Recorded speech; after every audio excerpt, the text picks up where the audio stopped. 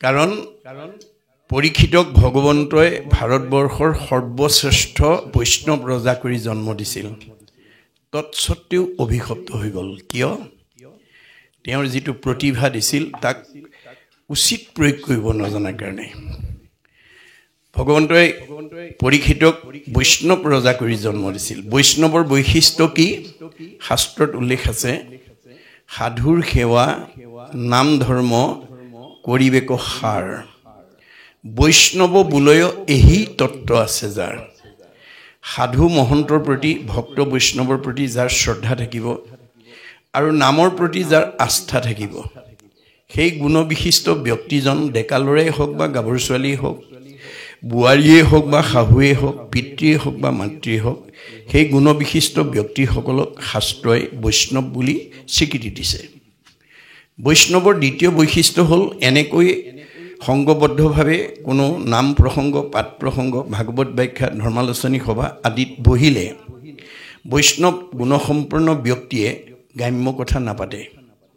ধন টকা পইচাৰ কথা নাপাতে, বিষয়ৰ কথা নাপাতে। ভকতৰো বিষয়ত নাহি আসক্তি। ভকতে বিষয়ৰ প্ৰতি আসক্ত নহয়, কৃষ্ণ কথা শুনিবলৈ সদায় কৰে ৰুটি। ভক্ত বৈষ্ণৱে সদায় কৃষ্ণ কথা এটা শুনি কেনেকৈ জন্ম জন্মান্তৰ কাৰণে মই অক্ষয় পুণ্য লাভ কৰিব পাৰোঁ তাৰ কাৰণে সদায় অনুৰাগী হৈ থাকে।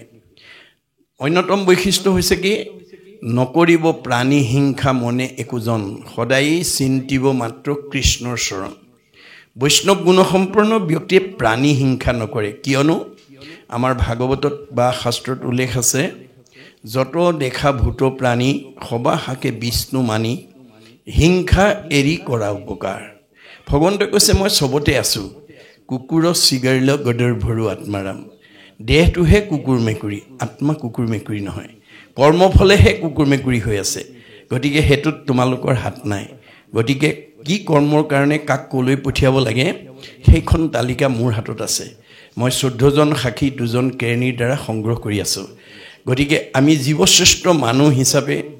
আমাক ভগৱন্তই মিলা প্ৰীতিৰে থাকিবৰ কাৰণে পৰিয়ালত, সীমাঘৰীয়াৰ লগত, সমাজৰ লগত, মানে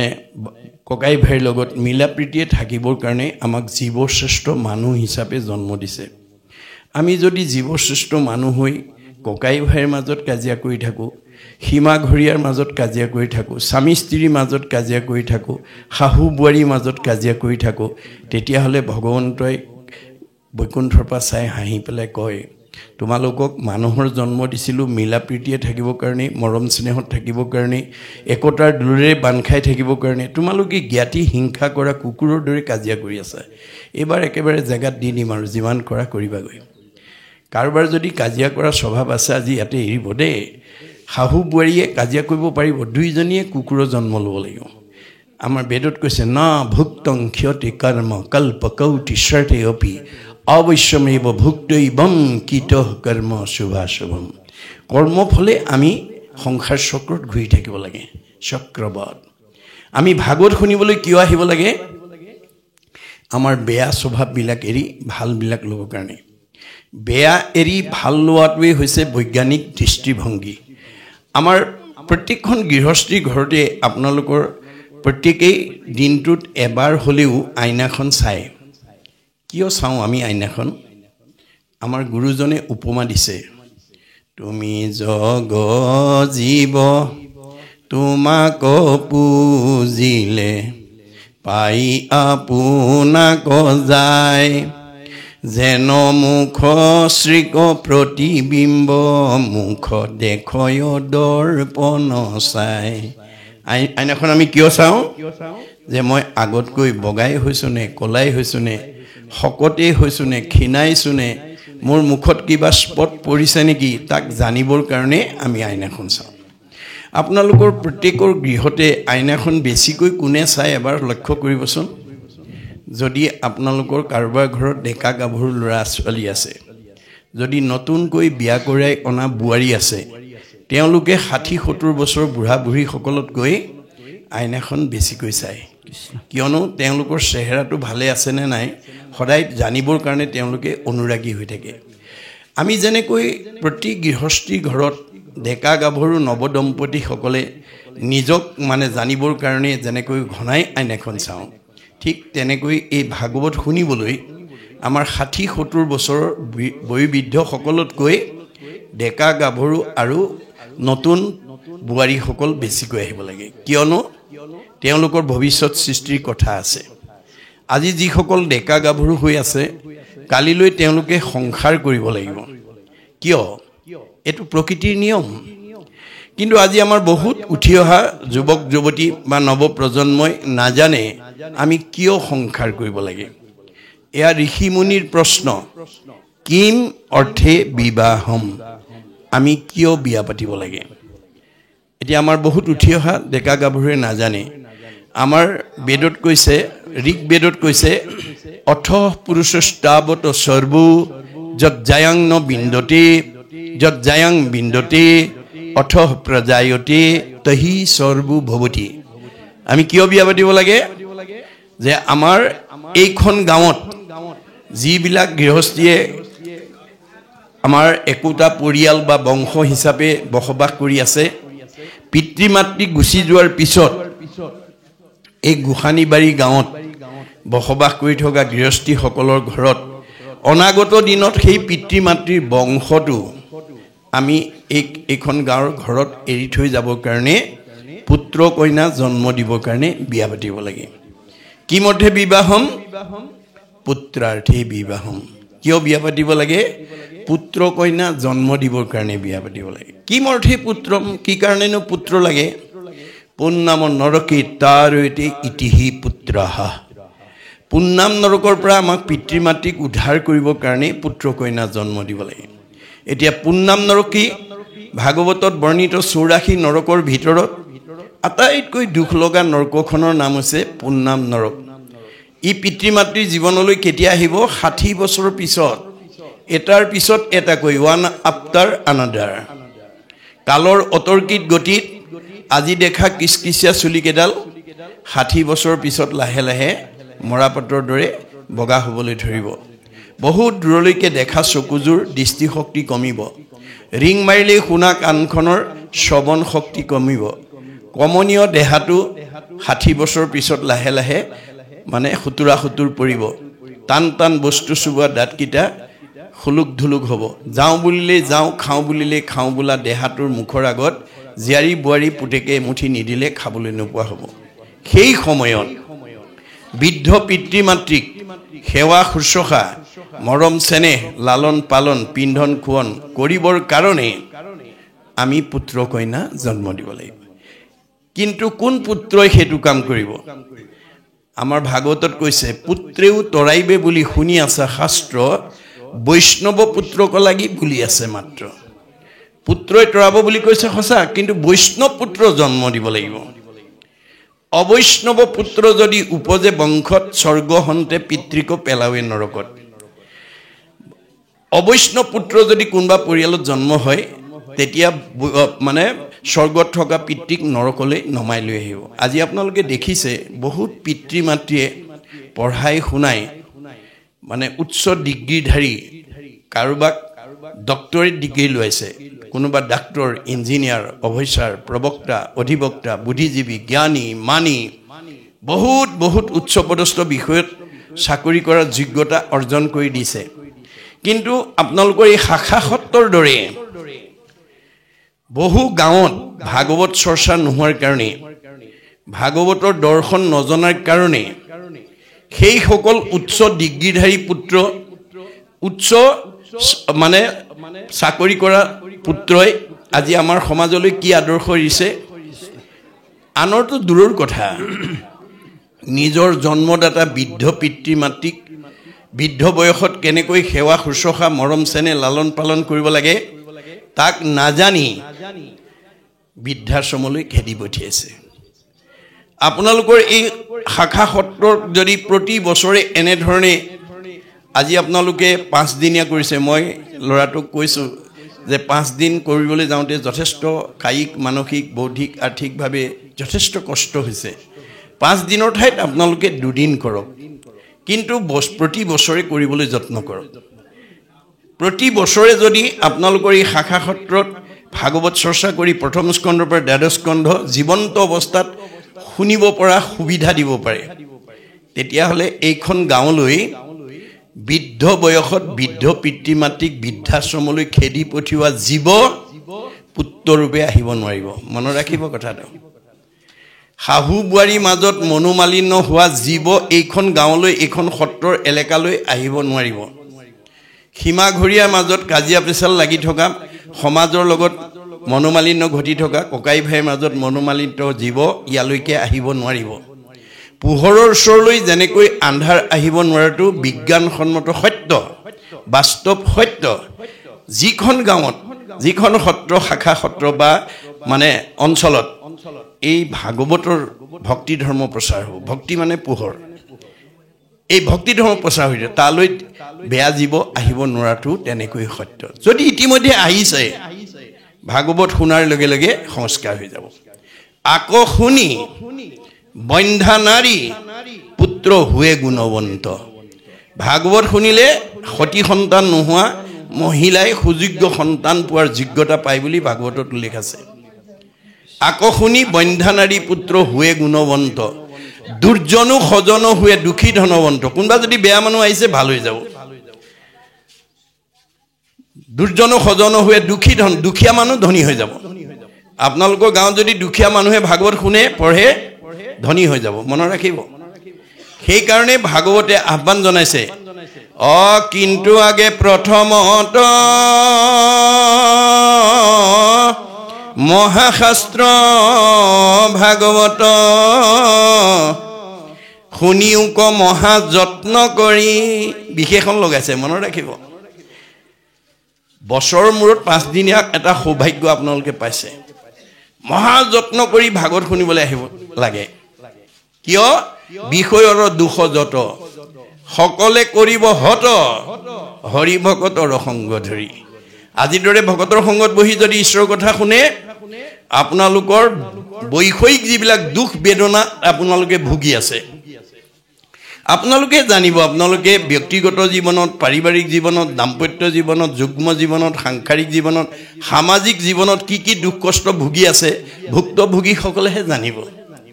কিন্তু আমাৰ ভাগৱতে কৈছে তুমি দুখত ভুগি থকাটো কাৰো লক্ষ্য নহয় আমি দুখত থকাটো কোনেও নিবিচাৰো কিন্তু নিবিচাৰিলেও আপুনি ভুগিব লাগিব যদি ভাগৱত শুনিবলৈ নাহে ভাগৱত নুশুনা মানুহ কেতিয়াও দুখমুক্ত হ'ব নোৱাৰে ভাগৱত নুশুনা জীৱ কেতিয়াও সংস্কাৰ হ'ব নোৱাৰে এই কথা বিজ্ঞানে স্বীকাৰ কৰিছে যে আমাৰ পৃথিৱীৰ উপৰি ভাগত যি বায়ুমণ্ডল আছে তাক ঘনত্বৰ ওপৰত বিজ্ঞানে প্ৰধানকৈ 3টা স্তৰত ভাগ কৰি দেখুৱাইছে টপস্ফিয়াৰ টেট্ৰস্ফিয়াৰ আইনস্ফিয়াৰক আটাইতকৈ ওপৰৰ স্তৰ বৈতৰণী নদী বুলি কল্পনা কৰা হৈছে ভাগৱত শুনা জীৱ ইমান নিৰ্মল হৈ যাব প্ৰয়াণৰ পিছত এই 3টা লেয়াৰ ভেদ কৰি 14 ব্ৰহ্মাণ্ডৰ বাহিৰত শুদ্ধ জীৱ ভকতৰ কাৰণে নিৰ্মাণ কৰি থোৱা বৈকুণ্ঠত অৱস্থান কৰিব আৰু ঘূৰি আহিব নালাগে ভাগৱত শুনিবলৈ কিয় আহিব লাগে জন্ম ৰহিত হ'ব কাৰণে আপুনি যদি বাৰে বাৰে জন্ম হৈ থাকিব লাগে যতেই জন্ম নহওক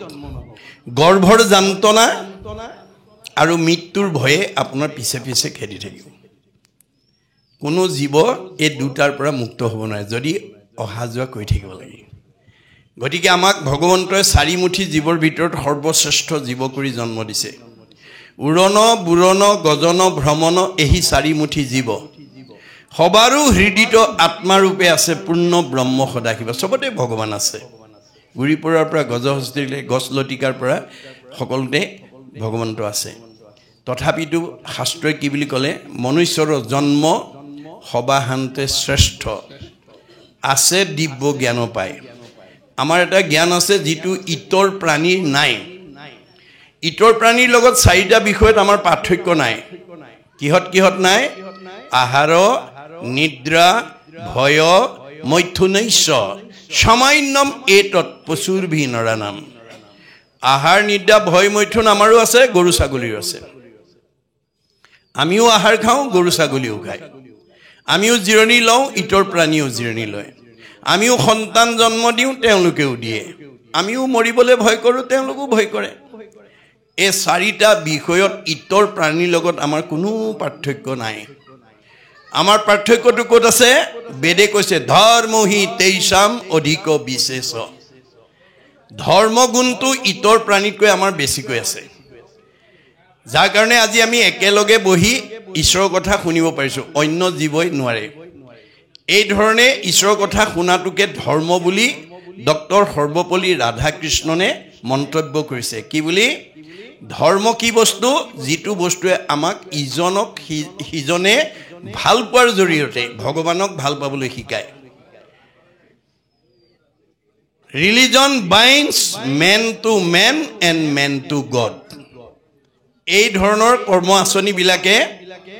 পৰিয়ালৰ সমাজৰ অঞ্চলৰ লোকবিলাকক ইজনে সিজনক ভাল পাবলৈ শিকাব তাৰ জৰিয়তে আমি ভগৱানক ভাল পাব পাৰিম আৰু এই মাধ্যমটো যদি আপোনালোকে প্ৰত্যেকখন গাঁৱতে মহাপুৰুষ গুৰুজনাই দি দিয়া অমূল্য সম্পদ নামঘৰে যদি এই আঁচনিটো আমাৰ প্ৰত্যেক গাঁৱে লয় তেতিয়াহ'লে এই আঁচনিটোৱে আমাক কি কৰিব সৰ্বপল্লী ৰাধাকৃষ্ণনে কৈছে dharma is that which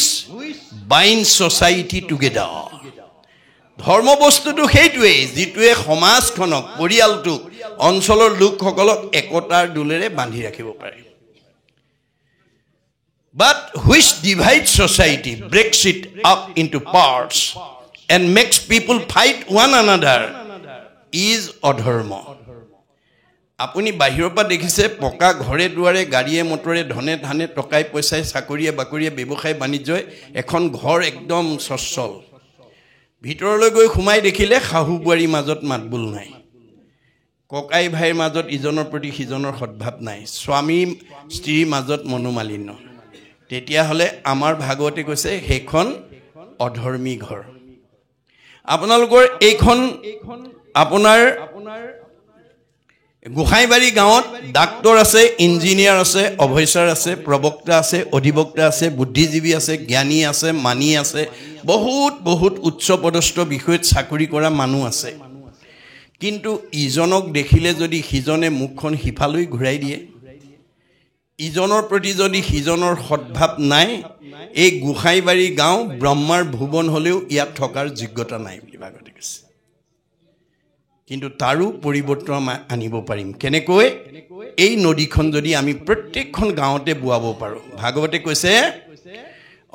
Krishna নাম কীৰ্তনৰ নদী নাই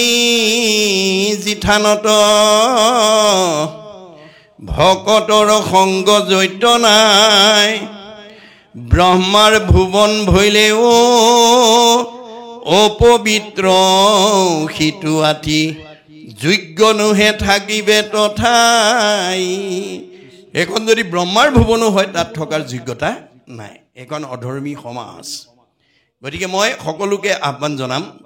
যে এই শাখা সত্ৰৰ লগত জড়িত সকলোৱে আপোনালোকে বিৰতি নল'ব লাগিলে এদিনীয়াকৈ হ'লেও পাতক যে আমি প্ৰতি বছৰে এই অঞ্চলৰ জীৱবিলাকক প্ৰথম স্কন্ধ ভাগৱতৰ পৰা দ্বাদশ স্কন্ধ ভাগৱত শেষ নোহোৱা পৰ্যন্ত আমি চৰ্চা কৰিয়ে থাকিম 25 বছৰ হ'লে জাক জমকতাই ৰূপালী জয়ন্তী পাতিম 50 বছৰত ভৰি দিলে সোণালী জয়ন্তী পাতিম 60 বছৰ ভৰি দিলে হীৰক জয়ন্তী পাতিম আৰু 75 বছৰ ভৰি দিলে আমি মহাৰজত জয়ন্তী পাতিম 100 বছৰত শতবাৰ্ষিকী পাতিম এই পৰিকল্পনাৰ সৈতে যিসকল সচেতন ব্যক্তি আপোনালোকৰ এই গোসাইবাৰীত প্ৰভুৱে পঠাই দিছে মনত ৰাখিব কিন্তু এইখন গোসাইবাৰী গাঁৱত কাৰোবাক আটাইতকৈ বেছি ধনী কৰি পঠিয়াইছে কাৰোবাক আটাইতকৈ গাঁওখনৰ ভিতৰত বেছি জ্ঞানী কৰি পঠিয়াইছে কাৰোবাক আটাইতকৈ বিদ্যাৱন্ত কৰি পঠিয়াইছে কাৰোবাক আটাইতকৈ সম্পদশালী কৰি পঠিয়াইছে কাৰোবাক আটাইতকৈ বুদ্ধিমন্ত আৰু জ্ঞানী কৰি পঠিয়াইছে আপোনালোকৰ গাঁৱৰ মানুহে গোসাইবাৰী গাঁৱৰ মানুহে জানিব গাঁওখনৰ ভিতৰত আটাইতকৈ ধনী মানুহ কোন আটাইতকৈ বিদ্যাৱন্ত কোন আটাইতকৈ জ্ঞানী কোন আটাইতকৈ বুদ্ধিমন্ত কোন আটাইতকৈ সম্পদশালী কোন আপোনালোকে জানিব কিন্তু ভগৱানে কৈছে তোমাক যে মই গোসাইবাৰী গাঁৱৰ ভিতৰত আটাইতকৈ বেছি ধনী কৰি তোমাক আটাইতকৈ বিদ্যাৱন্ত তোমাক আটাইতকৈ গোসানীবাৰী গোসানীবাৰী গতিকে তোমালোকক যে মই এটা বেছি প্ৰতিভা দি পঠিয়াইছো তাৰ কাৰণটো হৈছে এই প্ৰতিভাটো মূল কামত ব্যৱহাৰ কৰিবলৈ শিকিবা মই মানে তৃণমূল এটা আত্মা মই মানে পৰিয়াল মই মানে সমাজ মই মানে অনুষ্ঠান মই মানে প্ৰতিষ্ঠান মই মানে দল মই মানে সংগঠন মই মানে জড় জগত মই মানে জীৱ জগত মই মানে নিখিল জগত অহমেবাস মে অগ্ৰে ন অন্যত সৎ অসৎ পৰম প্ৰচ্ছদ অহম যু এতৈছ যু অৱশিষ্যতে সুইছয় অহম আদিত মই মধ্যত মই শেষত ময়েই থাকিম তুমি দেখা জগতখন মিছা জগত মিথ্যা ব্ৰহ্ম সত্য ব্ৰহ্মহে সঁচা ব্ৰহ্ম কি জীৱ ব্ৰহ্ম এব কেৱলম জীৱই ব্ৰহ্ম আপোনালোকে ৰাতিপুৱা শুই উঠাৰ পৰা গধূলা খোৱালৈকে জন্মৰ পৰা মৃত্যুলৈকে তৃণমূল এটা আত্মাক পাৰে পৰিয়ালক পাৰে সমাজক পাৰে অনুষ্ঠানক পাৰে প্ৰতিষ্ঠানক পাৰে দল সংগঠনক পাৰে জড় জগত জীৱ জগত যাকেই পাৰে আপোনালোকে এই শৰীৰটো মন বুদ্ধিৰে আপোনালোকে উপকাৰ কৰক পৰক উপকাৰ কৰিলে আপোনাৰ পুণ্য হ'ব পৰোপকাৰায় পুণ্যম পুণ্য হলে আপুনি সুখ ভোগ কৰিব ব্যক্তিগত জীৱন পাৰিবাৰিক জীৱনত আপুনি উন্নতি কৰিব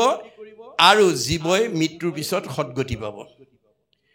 আপোনাৰ সেই ধন বল জ্ঞানৰ বল বুদ্ধিৰ বল আছে বুলি যদি সীমাঘৰীয়া মানুহজনক আপুনি দুখ কষ্ট দিয়ে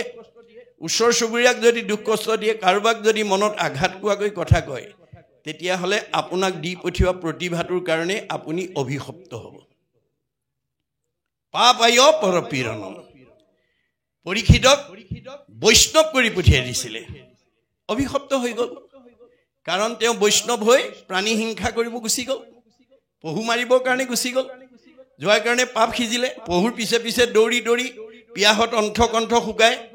শ্ৰমিক ঋষিৰ আশ্ৰমত পানী বিচাৰি সোমাল যিটো সময়ত শ্ৰমিক ঋষিয়ে একান্ত মনে ঈশ্বৰক ধ্যান কৰি আছে কোন আহিছে কোন অহা নাই ক'ব নোৱাৰে আপোনালোকে যদি এতিয়া মই কোৱা কথাখিনি একান্ত মনে শুনি থাকে আপোনাৰ আগে পাছে কোন অহা যোৱা কৰি আছে আপুনি ক'ব নোৱাৰে পৰীক্ষিতে বিবেচনা নকৰি পদমৰ্যাদাক প্ৰাধান্য দি মই দেশৰ ৰজা তুমি মোৰ প্ৰজা তোমাৰ আশ্ৰমত আহিছো তুমি মোক মান্যতা দিয়া নাই খঙত একো নাই হৈ ধনুৰ আগেৰে মৰাসাপ এটা আনি শ্ৰমিক ঋষিৰ ডিঙিত মেৰিয়াই থৈ গুচি গ'ল খবৰটো তেওঁ খেলি থকা পুত্ৰ শৃংগী মুনিৰ কাণত লগৰীয়াৰ মুখে গম পাই দৌৰি আহি দেখিলে হয় কোনোবা অধমে মৰাসাপ মেৰিয়াই থৈ গুচি গৈছে তেওঁ খঙত একো নাই হৈ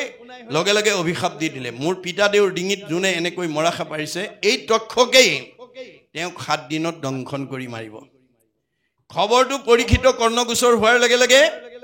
মৃত্যুৰ ভয়ত ত্ৰস্তমান হৈ পুতেক জন্মেজয়ক মাতি আনি ক'লে বোপাই মই কৰ্মদোষত অভিশপ্ত হ'লো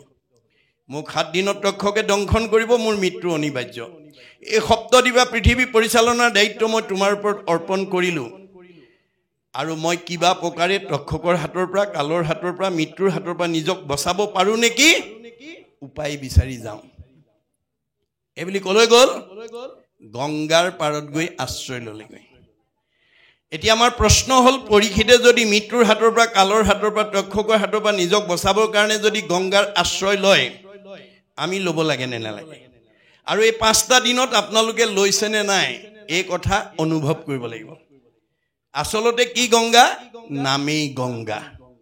আজি আপোনালোকে এটা সৌভাগ্য পাইছে যে 5টা দিনে ভগৱানৰ নামৰ আশ্ৰয় ল'বৰ কাৰণে সুবিধা পাইছে নামে নাটাৰিলে জীৱ আৰু কোনে তাৰে অন্যই আমাক তৰাব নোৱাৰে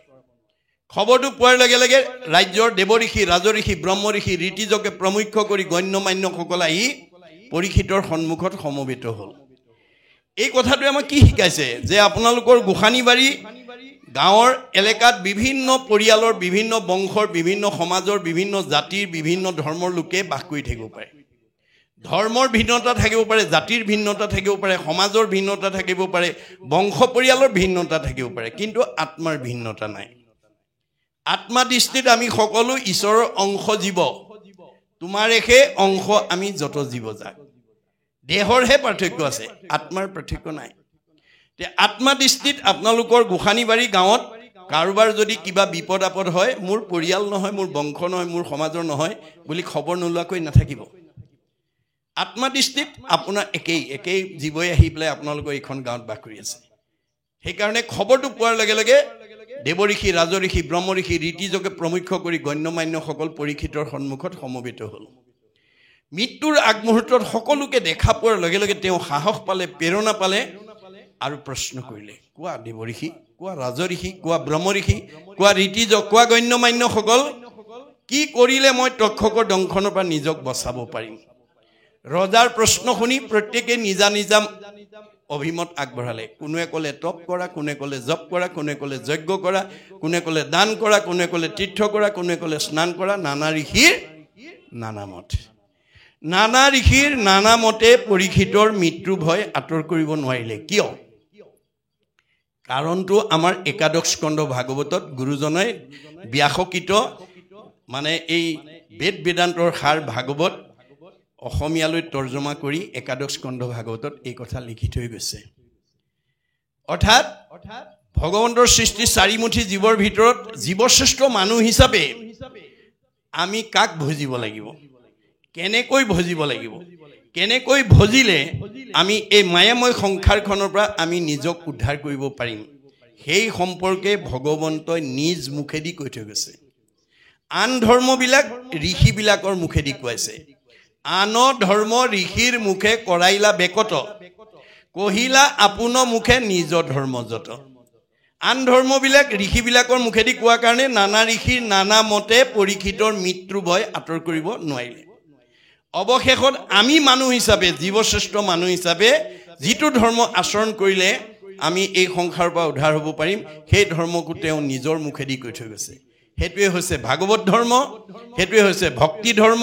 আৰু সেইটোৱে হৈছে নাম ধৰ্ম যিটো আপোনালোকে আজি 5 দিন অনুষ্ঠিত কৰিছে অৱশেষত শুকদেৱে আহি প্ৰথম স্কন্ধ ভাগৱতৰ পৰা দ্বাদশ স্কন্ধ ভাগৱত 7 দিন 7 ৰাতি নীৰৱ নিশ্চিহ্নভাৱে পৰীক্ষিতক শ্ৰৱণ কৰাৰ লগে লগে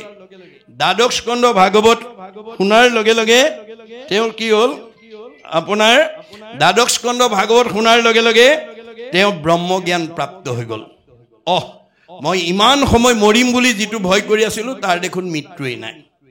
অৰ্থাৎ আমাৰ জীৱৰ মৃত্যু নাই মৃত্যু কাৰ আছে দেহৰেহে ধৰ্ম জন্ম মৰণ আমাৰ দেহটোৰহে জন্ম মৃত্যু আছে জীৱৰ কি আছে গতি আৰু সংস্কাৰ আমাৰ জীৱটোৰ গতি আৰু সংস্কাৰ কেনেকৈ হ'ব গীতাত কৈছে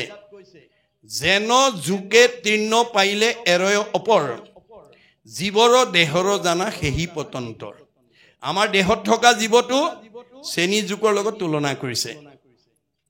এটা চেনি জুকে মুখৰ আগত আন এডাল বন নোপোৱালৈকে পিছৰডাল এৰি নিদিয়ে আমাৰ দেহত থকা জীৱটোৱে আন এটা দেহ নোপোৱালৈকে এটো দেহৰ পৰা ওলাই নাযায়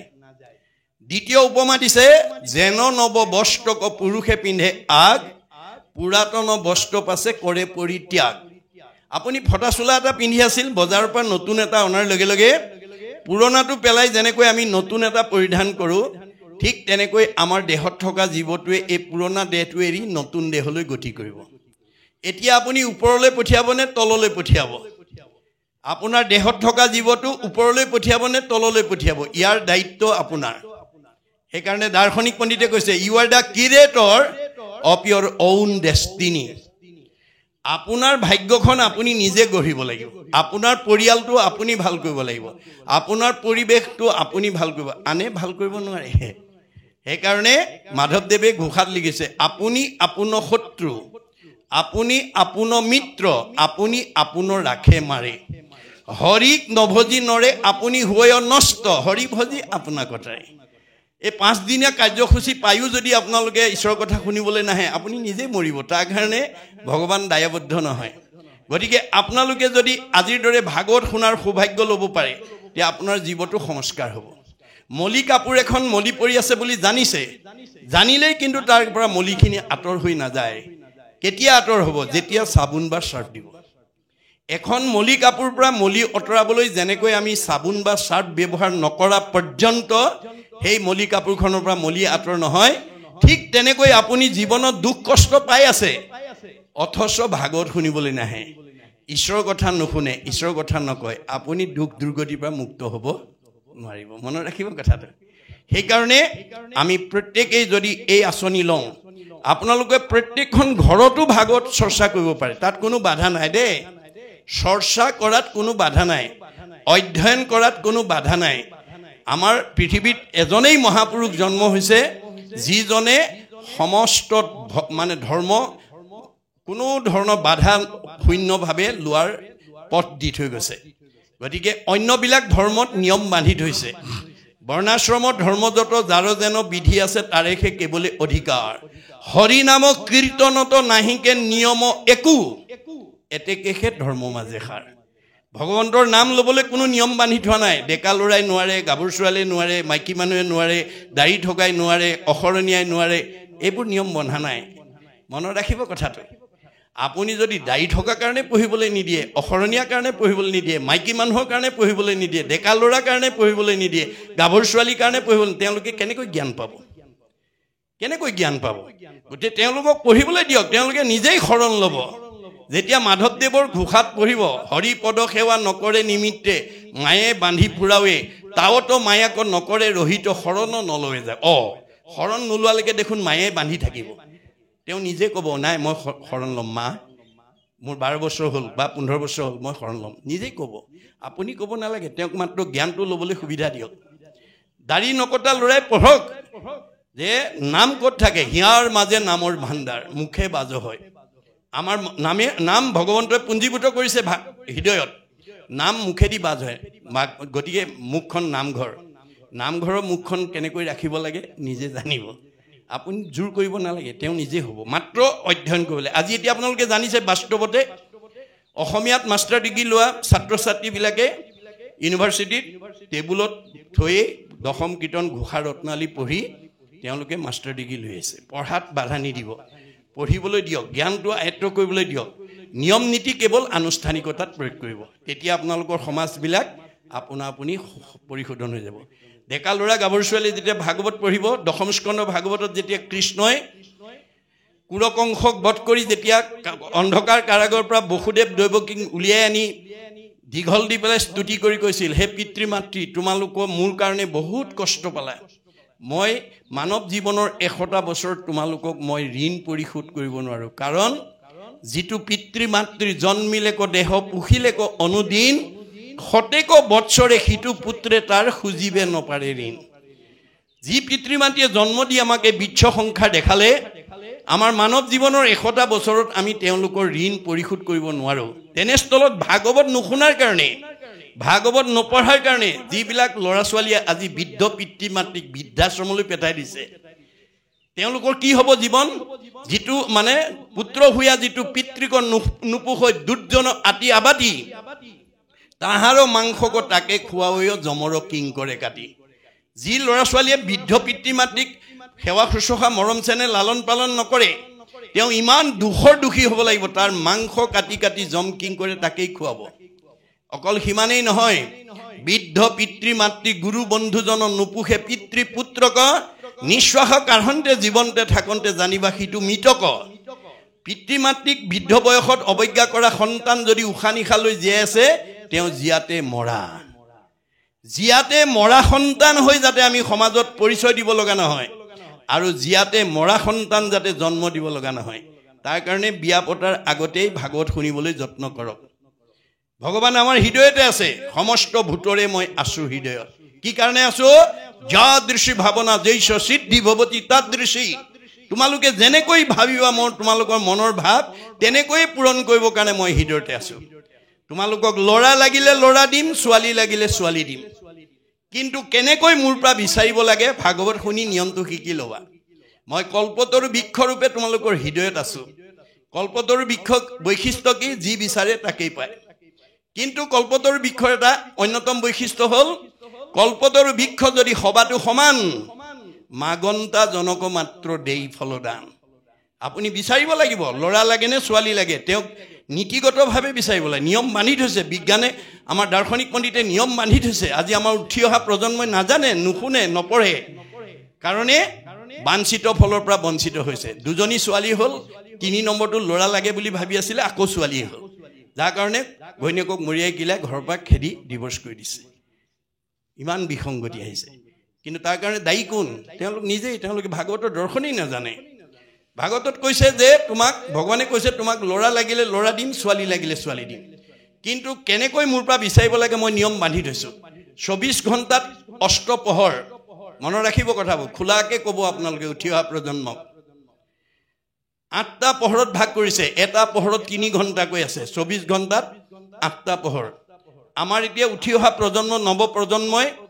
কোনটো পহৰত বাঞ্ছিত ফলটো ভগৱানৰ পৰা লাভ কৰিবৰ কাৰণে আগবাঢ়িব লাগে সেই কথাটো আজি বহুতে নাজানে আমাৰ দাৰ্শনিক পণ্ডিতে কৈছে ভাগৱতত গুৰুজনাই দেখাইছে যে সূৰ্য উদয়ৰ পৰা সূৰ্যাস্তলৈ 4 পহৰ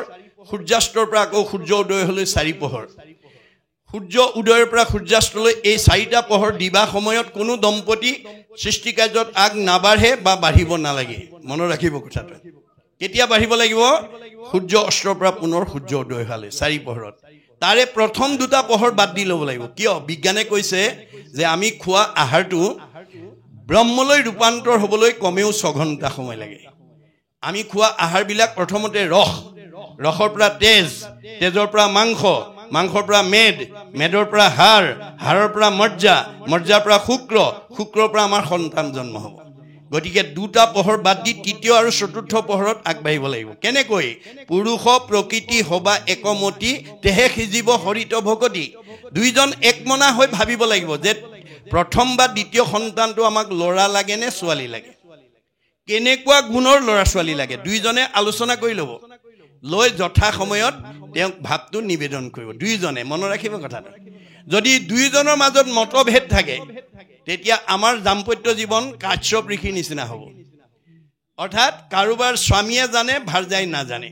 কাৰোবাৰ ভাৰ্যাই জানে স্বামীয়ে নামানে তেনেকুৱা যদি বিসংগতি হয় তেতিয়া আপোনালোকৰ দাম্পত্য জীৱনলৈ কাশ্যপ ঋষিৰ নিচিনা সংঘাত আহি যাব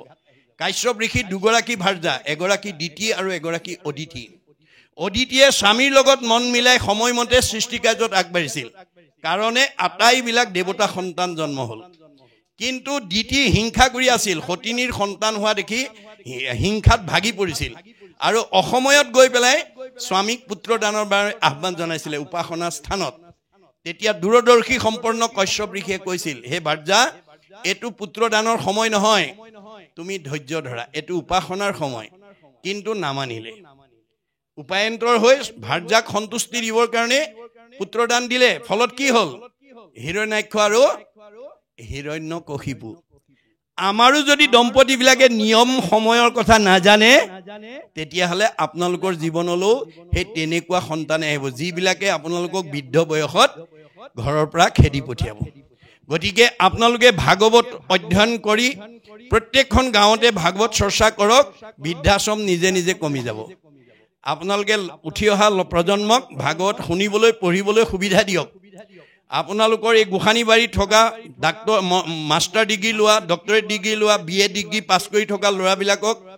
গাঁও উন্নয়ন সমিতি সমাজৰ সভাপতি সম্পাদকে প্ৰতি সপ্তাহৰ দেওবাৰ বা পষেকত বা বন্ধৰ দিনত এটা কৰ্ম আঁচনি লওক তোমালোকে অহা দেওবাৰে আমাৰ শাখা সত্ৰত আহি যাদৱে ভাগৱতৰ প্ৰথম স্কন্ধ পঢ়িব লাগিব আৰু মাধৱে ব্যাখ্যা কৰিব লাগিব নেক্সট কল্পনাই তাৰ পিছৰ অধ্যায়টো অহা সপ্তাহত বা অহা পষেকত পঢ়িব লাগিব আৰু মিনতিয়ে ভাঙিব লাগিব দায়িত্ব দি দিয়ক তেওঁলোকে নিজে গৈ আপোনালোকৰ জনাবিলাকৰ ওচৰত সুৰ শিকিব অৰ্থ শিকিব যেতিয়া তেওঁলোকক আধ্যাত্মিক জগতখনলৈ লৈ আহিব তেওঁলোক একোজন মানৱ সম্পদ হিচাপে গঢ়ি উঠিব আমি যেতিয়ালৈকে পুথিগত ডিগ্ৰীতহে গুৰুত্ব দি থাকোঁ